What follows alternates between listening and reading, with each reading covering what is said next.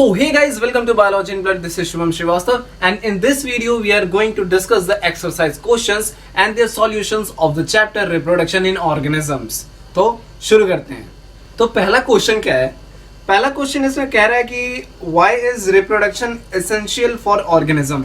सवाल ये है कि रिप्रोडक्शन जो है सो किसी भी लिविंग ऑर्गेनिज्म के लिए एसेंशियल क्यों है? तो भाई इसको सिंपल सा यही आंसर होगा क्योंकि रिप्रोडक्शन ही वो प्रोसेस है जिसके बदौलत कोई भी लिविंग ऑर्गेनिज्म अपने जनरेशन को आगे बढ़ाता चला जाता है, इसलिए रिप्रोडक्शन हमारे लिए बहुत जरूरी है।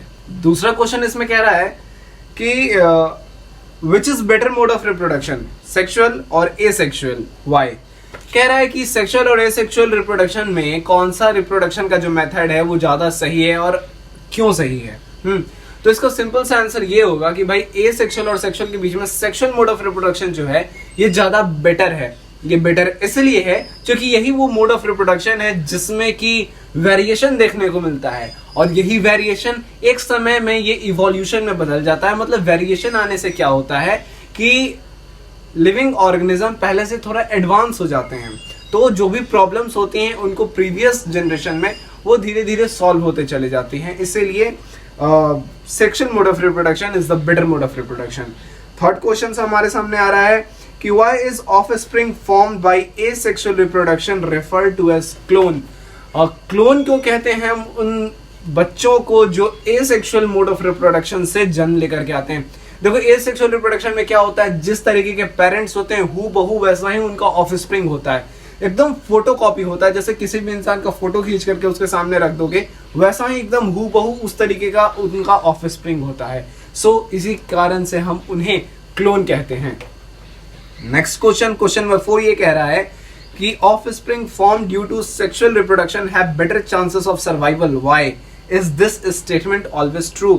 यहाँ कह रहा है कि सेक्सुअल मोड ऑफ रिप्रोडक्शन से जो भी ऑफस्प्रिंग जन्म लेते हैं उनका सर्वाइवल का चांसेस ज्यादा होता है। और क्या ये स्टेटमेंट हमेशा सही होता है?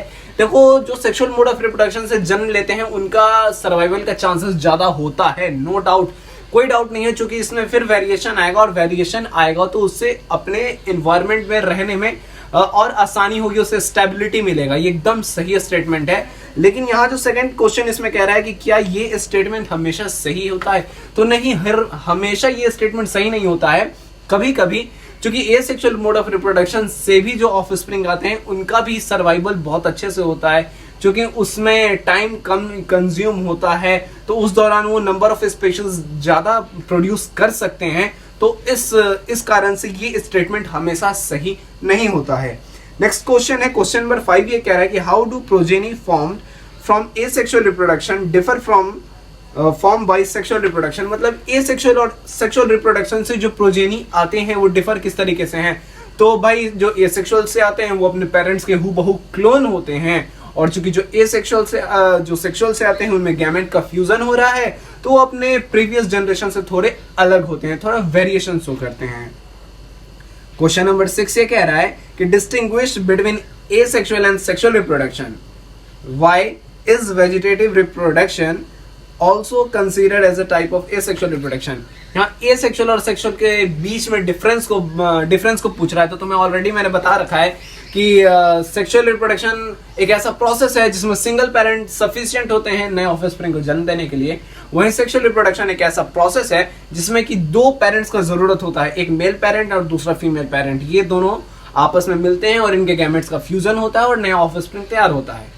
एसेक्सुअल रिप्रोडक्शन की बात करें तो उसका जो ऑफस्प्रिंग है हूबहू क्लोन होता है। वहीं सेक्सुअल रिप्रोडक्शन से जो ऑफस्प्रिंग आता है वो थोड़ा वेरिएशन शो करता है। चूंकि एसेक्सुअल रिप्रोडक्शन में कोई वेरिएशन नहीं है इसलिए कोई इवोल्यूशन नहीं होता है, और सेक्सुअल रिप्रोडक्शन में वेरिएशन आता है तो समय के साथ आने वाले समय में उसमें इवोल्यूशन भी हो जाता है।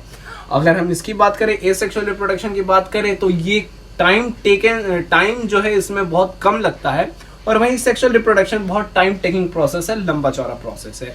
और सेकंड क्वेश्चन इसमें ये कहता है कि why is vegetative reproduction also considered as a type of asexual reproduction?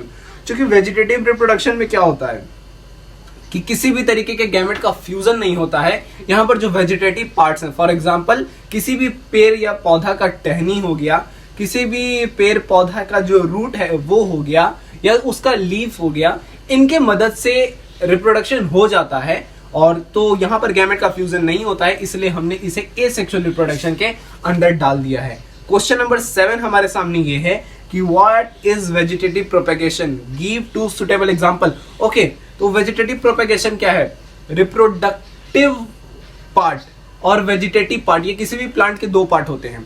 तो रिप्रोडक्टिव पार्ट वो होता है जो रिप्रोडक्शन में पार्टिसिपेट करता है, और वेजिटेटिव पार्ट वो होता है जो रिप्रोडक्शन में पार्टिसिपेट नहीं करता है। तो हम ह्यूमंस या फिर नेचुरली भी कभी कभी अगर वेजिटेटिव पार्ट के थ्रू अगर रिप्रोडक्शन हो जाता है तो उस तरीके के रिप्रोडक्शन को हम वेजिटेटिव प्रोपेगेशन कहते हैं। जैसे कि इसके एग्जांपल की बात करें तो जैसे किसी भी पेड़ को, या फिर कोई गुलाब का पेड़ है, तो गुलाब के पेड़ के टहनी को काट करके अगर हम कहीं दूसरे जगह लगा देते हैं तो वहां से क्या होता है, एक नया गुलाब का पौधा निकल करके बाहर आ जाता है। यहाँ पर किसी तरीके के गैमेट का फ्यूजन नहीं हुआ, एक वेजिटेटिव पार्ट की मदद से हमने एक नए प्लांट को प्रोड्यूस कर लिया है। तो ये क्या हो गया, एग्जाम्पल हो गया वेजिटेटिव प्रोपेगेशन का।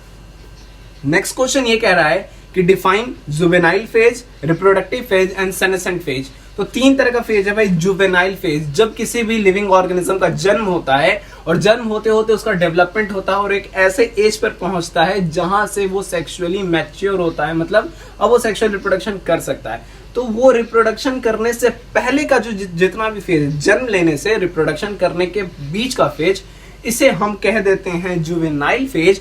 और रिप्रोडक्टिव फेज वो फेज होता है जब कोई भी लिविंग ऑर्गेनिज्म रिप्रोडक्शन करना शुरू करता है, मतलब एक ऐसे एज पर पहुंच गया जहां से वो सेक्सुअल रिप्रोडक्शन करने में वो अब एक्टिव है। तो वहां से लेकर के तब तक का पीरियड, जब तक वो इस ताकत को खो नहीं देता है, तब तक के पीरियड को हम रिप्रोडक्टिव फेज कहते हैं। और रिप्रोडक्टिव फेज खत्म होने के बाद का जो फेज शुरू होता है उसे हम सेनेसेंट फेज के अंदर डाल देते हैं। क्वेश्चन नंबर 9 ये है कि higher organisms have resorted to sexual reproduction in spite of its complexity. Why? कह रहा है कि हायर ऑर्गेनिज्म में सेक्सुअल रिप्रोडक्शन होता है, और हायर ऑर्गेनिज्म में सेक्सुअल रिप्रोडक्शन इसलिए होता है कि उनमें क्या है कि उनमें बहुत सारे वेरिएशन उनके बॉडी में देखने को मिलते हैं। अगर तुम लोअर ऑर्गेनिज्म को ले लो, फॉर एग्जांपल अगर तुम हाइड्रा को ले लो, हाइड्रा भी एक एनिमल है, उसको ले लो, उसमें बर्डिंग होता है, सिंपल सा ऑर्गेनिज्म है, उसमें एक नया हाइड्रा तैयार हो जाता है। लेकिन हम इंसान की बात करें तो हमारे अंदर ऐसा नहीं है। हमारे अंदर अगर हमारे अंदर एक्सक्रीशन होना है तो उसके लिए प्रॉपर अलग से एक एक्सक्रीटरी सिस्टम है। हमारे अंदर अगर ब्लड का सर्कुलेशन होना है तो उसके लिए एक अलग से सिस्टम है। हमारे अंदर अगर फूड का डाइजेशन होना है तो उसके लिए अलग से सिस्टम है। तो बहुत कॉम्प्लेक्स सिस्टम है हमारे अंदर। तो इस तरीके के सिस्टम को फिर आगे बढ़ाने के लिए और सेक्सुअल मोड ऑफ रिप्रोडक्शन करना बहुत जरूरी होता है, और इसके मदद से फिर आने वाले जनरेशन में ये सिस्टम और एडवांस होता हुआ चला जाता है। यही होगा इस क्वेश्चन का सिंपल सा आंसर। नेक्स्ट क्वेश्चन ये कहता है कि explain why meiosis and gametogenesis are always interlinked. Meiosis और गैमेटोजेनेसिस आपस में जुड़े हुए हैं, किस तरीके से जुड़े हुए हैं? तो गैमेटोजेनेसिस में हमने देखा कि गैमेटोजेनेसिस क्या होता है, एक ऐसा प्रोसेस है जिसमें गैमेट का फॉर्मेशन हो रहा होता है, फाइन। और गैमेट का फॉर्मेशन कैसे हो रहा है? तो इसमें रिडक्शनल डिवीजन होता है, मतलब कि डिप्लॉयड सेल जो है वो टूट करके हैप्लॉयड सेल बनता है, और यही डिप्लॉयड सेल का हैप्लॉयड सेल में चेंज होना ही तो मियोसिस होता है। तो जब कभी भी गैमेटोजेनेसिस होगा यहाँ पर मियोसिस को होना ही पड़ेगा, इसलिए गैमेटोजेनेसिस और मियोसिस एक दूसरे से जुड़े हुए हैं।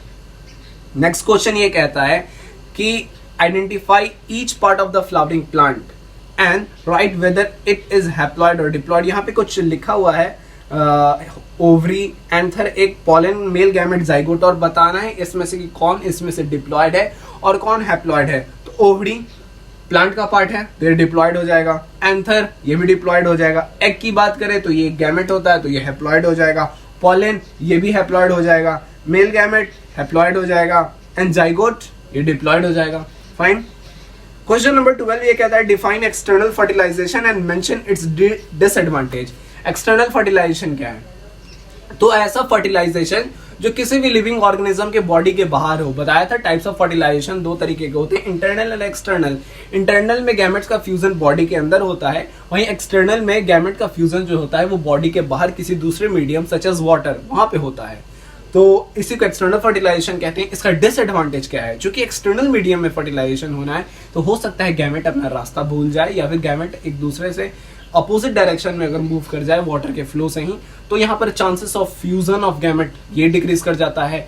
फ्यूजन होने के बाद अगर जाइगोट बन भी जाता है तो उसे किसी एक्सटर्नल एजेंट जैसे कि कोई दूसरा लिविंग ऑर्गेनिज्म है वो उसे अपने फूड के रूप में यूज कर ले, तो यहाँ पर भी डिसएडवांटेज हो सकता है। एक्सटर्नल मीडियम से गैमेट में क्या हो, गैमेट में किसी तरीके की खराबी आ जाए तो फ्यूजन नहीं हो पाएगा। तो ये सारे कुछ डिसएडवांटेज है किसके, एक्सटर्नल फर्टिलाइजेशन के। नेक्स्ट क्वेश्चन ये कहता है differentiate between a zoospore and a zygote. Okay, zoospore and zygote में क्या अंतर है? तो ज़ूस्पोर क्या होता है, ये हैप्लॉइड या डिप्लॉइड कुछ भी हो सकता है, लेकिन ज़ाइगोट डिप्लॉइड होता है। ज़ूस्पोर से समझ जाना कि सीधे एसेक्सुअल रिप्रोडक्शन की बात हो रही है, और वहीं ज़ाइगोट क्या होता है, ये सेक्सुअल रिप्रोडक्शन का आउटपुट होता है। ये एक डिफरेंस है इन दोनों के बीच में। नेक्स्ट क्वेश्चन है differentiate between gametogenesis and embryogenesis. तो गैमेट बनने का जो प्रोसेस है उसे हम गैमेटोजेनेसिस कहते हैं, और गैमेट बनने के बाद जो जाइगोट बनता है और उसके बाद जब जाइगोट डेवलप करके एम्ब्रियो बनाता है तो उसे एम्ब्रियोजेनेसिस कहते हैं। जाइगोट गैमेटोजेनेसिस की बात करें तो ये प्री फर्टिलाइजेशन इवेंट के अंदर आता है, एंड एम्ब्रियोजेनेसिस की बात करें तो ये पोस्ट फर्टिलाइजेशन के बाद आता है। गैमेटोजेनेसिस की बात करें तो इसमें मियोसिस एंड माइटोसिस दोनों इन्वॉल्व होते हैं, और एम्ब्रियोजेनेसिस की बात करें तो यहाँ पर सिर्फ और सिर्फ माइटोसिस लगता है, इक्वेशनल डिवीजन होता है, यहाँ पर रिडक्शनल डिवीजन नहीं होता है। अगर गैमेटोजेनेसिस की बात करें तो ये male parent and female parent दोनों के अंदर हो रहा होता है, लेकिन एम्ब्रियोजेनेसिस सिर्फ उसी पेरेंट के अंदर हो रहा होगा, मेजोरिटी में फीमेल पेरेंट के अंदर होता है, जहां पर इस जाइगोट का डेवलपमेंट होता है एम्ब्रियो में। नेक्स्ट क्वेश्चन है हमारे पास कि describe the post fertilization changes in flower. तो पोस्ट फर्टिलाइजेशन चेंजेस क्या होता है फ्लावर में, ये sexual reproduction in flowering plant next chapter हम पढ़ेंगे, तो वहां पर डिटेल में देखना है। वैसे यहाँ पर और एक सिंपल लैंग्वेज में ये जान लो कि जैसे ही सेक्सुअल रिप्रोडक्शन किसी फ्लावरिंग प्लांट में हो जाता है, उसके बाद उसकी पंखुड़ियां उसके प्लांट से अलग हो जाती हैं, उसका जो ओवरी है मतलब फीमेल रिप्रोडक्टिव पार्ट वहीं पे वही सिर्फ एक स्ट्रक्चर उस फ्लावर का बचता है, और फिर उसी स्ट्रक्चर फीमेल रिप्रोडक्टिव जो स्ट्रक्चर है उसका धीरे धीरे फ्रूट में वो धीरे धीरे कन्वर्ट हो जाता है। इसका in detail discussion next chapter में हमें करना है।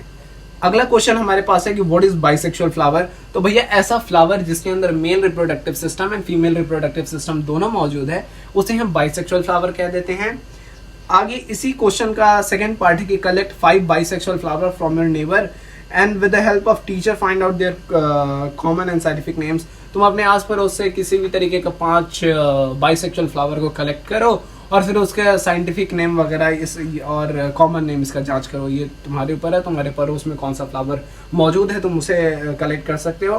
क्वेश्चन नंबर 17 ये कहता है examine a few flowers of any cucurbit plant and try to identify the staminate and pistillate flower. Cucurbit plant for example खीरा टाइप है ना, उस तरीके के पेड़ को तुम्हें कलेक्ट करना है और उसमें स्टामिनेट एंड पिस्टिलेट फ्लावर्स मतलब मेल फ्लावर और फीमेल फ्लावर को तुम्हें खोजना है कि कहाँ पर ये दोनों मौजूद हैं। और do you know any other plants that bears unisexual flower, और पूछ रहा है क्या तुम और किसी प्लांट को जानते हो जिसमें यूनिसेक्सुअल फ्लावर है। तो ये क्वेश्चन नंबर 16 और 17 है, ये उतना इंपॉर्टेंट नहीं है, ये मतलब field work practical type question हो गया। क्वेश्चन नंबर 18 क्या कह रहा है कि why are offsprings of oviparous animal at a greater risk as compare to offspring of viviparous animals.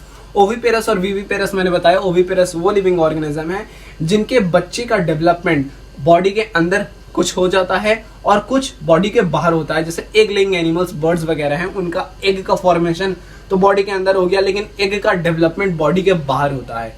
और विविपेरस ऐसे हैं जिनके बेबी का कंप्लीट डेवलपमेंट बॉडी के अंदर होता है। तो जिनका कंप्लीट डेवलपमेंट बॉडी के अंदर होगा उनमें खतरा कम है, और जिनका डेवलपमेंट बॉडी के बाहर हो रहा है एग्स में, उनमें खतरा ज्यादा है। कैसे ऑमलेट बना के सबको हम लोग खा जाते हैं, तो ऑमलेट बना के खा जाते हैं तो फिर वो जो ऑफस्प्रिंग है वो नहीं आता है। तो यही है कि अगर कोई उसे डैमेज कर दे तो फिर उस ऑफस्प्रिंग हमारे बीच नहीं आ पाता है। तो यही था इस चैप्टर का एक्सरसाइज के क्वेश्चंस। उम्मीद है तुम्हें समझ में आया होगा। अगर ऐसा कोई क्वेश्चन लगा हो जो तुम्हें नहीं समझ में आया हो तो उस क्वेश्चन को नीचे कमेंट करके जरूर बताना, मैं उस पर दोबारा तुम्हें समझाने की कोशिश करूंगा, और पर्सनली मैं तुम्हें मैसेज करके तुम्हारे कमेंट का रिप्लाई करके तुम्हें समझाने की कोशिश करूंगा। अगर वीडियो पसंद आया हो तो इसे लाइक कर देना और चैनल को जाते जाते सब्सक्राइब कर देना, अपने दोस्तों के साथ शेयर जरूर करना। एंड तब तक के लिए ऑल द बेस्ट।